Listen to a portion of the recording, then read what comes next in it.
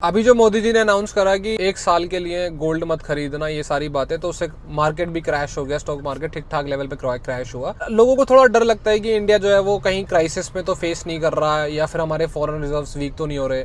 देखो ये तो रीजन है, लेकिन पूरा रीजन ये नहीं है, पूरा रीजन बड़ा डिफरेंट है। वो आप सुनना। ये तो एक्चुअली सबको पता है कि इंडिया जो है ना वो गोल्ड का कंज्यूमर है। मतलब हमारे यहाँ तो शादी पूरी नहीं होती अगर दुल्हन को 5-6 गोल्ड की चीजें चढ़ाई ना जाए तो, है ना। लेकिन जो गोल्ड का प्राइस है वो सेट कैसे होता है? पहली बात तो हमारे गोल्ड खरीदने से, दुल्हन के गोल्ड खरीदने से प्राइस ऊपर नीचे फ्लक्चुएट नहीं होता। क्यों? क्योंकि फिजिकल गोल्ड जो है ना वो प्राइस डिसाइड नहीं करता। प्राइस पहली बात तो डिसाइड कहाँ पे होता है? लंदन में। मोस्टली लंदन में क्यों होता है भाई? जब वो माइन नहीं करते, वो कंज्यूम नहीं करते, फिर भी वो डिसाइड कर रहे हैं। और प्राइस हम फिजिकल गोल्ड खरीदने वाले क्यों सेट नहीं करते, ये समझना आप। क्योंकि जितना गोल्ड जो है वो फिजिकली ट्रेड करा जाता है ना, कि हम ज्वेलरी खरीद रहे हैं उसमें, उसके कंपैरिजन में 100 गुना गोल्ड जो है वो पेपर पे खरीदा जाता है। पेपर पे मतलब ये है कि बिजनेसमैन गोल्ड खरीद रहे हैं, पेपर गोल्ड खरीद रहे हैं, और वो पेपर गोल्ड ही बेच देंगे। तो इसलिए उन्हें फिजिकल गोल्ड देने की जरूरत नहीं है, बस प्रॉमिस करने की जरूरत है कि तुम्हें इस वर्थ अमाउंट का गोल्ड जो है वो हम प्रॉमिस कर रहे हैं। और ये जो पेपर गोल्ड है ना, ये 100 गुना ज्यादा ट्रेड होता है फिजिकल गोल्ड से। तो ऑब्वियस सी बात है कि ये पेपर गोल्ड जो है ये प्राइस डिसाइड करता है गोल्ड का। और ये कहां हो रहा था?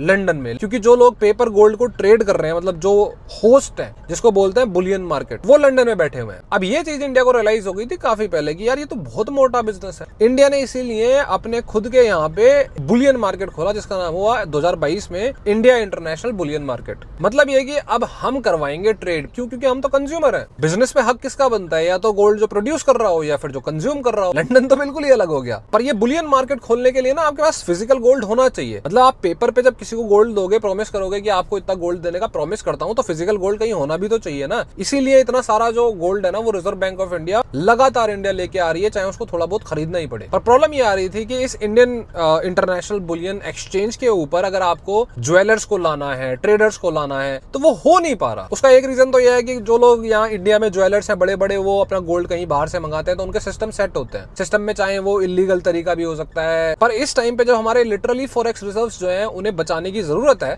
तो ये गोल्डन अपॉर्चुनिटी बन जाती है गवर्नमेंट के लिए कि ठीक है, अब जब दिक्कत हो ही रही है ना, तो गोल्ड को रुकवाओ। क्योंकि जब रुकवाओगे तो ये क्लियर कट सामने आ जाएगा कि भाई गवर्नमेंट क्या क्या कर सकती है। मतलब ये है कि जो ट्रेडर्स हैं, चाहे वो पेपर ट्रेडर्स हो या गोल्ड को बाय करने वाले बड़े बड़े ज्वेलर्स हो, उनको गवर्नमेंट की सुननी पड़ेगी। क्यों? क्योंकि उनका मार्केट गवर्नमेंट क्रैश कर सकती है जब चाहे। और इससे इंडिया को बहुत ज्यादा फायदा कैसे होगा? मान लो हम यूएई से गोल्ड मंगा रहे हैं, वो हमारे एक्सचेंज के थ्रू आ रहा है, हम ब्रोकर्स हैं, तो पेपर गोल्ड हो या फिजिकल गोल्ड हो, हमें डॉलर में ट्रेड करने की जरूरत नहीं है। हम उनसे बोल देंगे भाई तुम अपनी दिरहम करेंसी जो है उसमें ले लो, या हमारे रुपए की करेंसी में गोल्ड को एक्सचेंज कर लो, बदले में हम कुछ ना कुछ और तुम्हें दे देंगे या ले लेंगे। डॉलर की डिपेंडेंसी ऑटोमेटिकली उससे कम हो जाएगी। तो रुको जरा, सब्र करो। कहा था ना, इस हरामी की नज़र आपके सोने पर है। मंदिरों में 25,000 टन सोना पड़ा है, लोगों के घरों में भी 20 से 25,000 टन सोना पड़ा है, और आरबीआई के पास 800 टन सोना था टोटल।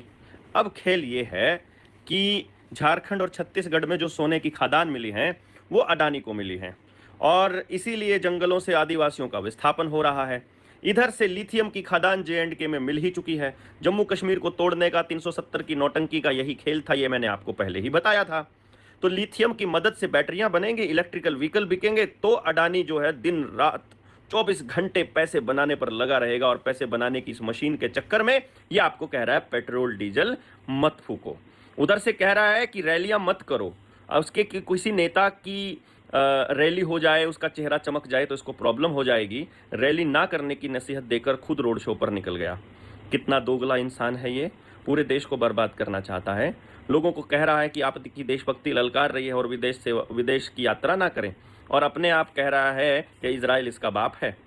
अपने नाजायज़ बाप के लिए, उस अडानी के लिए इस देश के जंगलों को काटना, अंडमान निकोबार को बर्बाद करना, पूरे वन क्षेत्र को खराब करना, और दुनिया को यह कहना कि एक पेड़ माँ के नाम, कितना जायज़ है आप बताइए। लेकिन असली खेल आपके सोने का है। सोना खरीदना है, जितना चाहे उतना खरीदिए, वरना ये इंतजार कर रहे हैं कि जब अडानी के पास सोना आ जाए तब लोग खरीदेंगे, और उस वक्त माला माल होगा अडानी।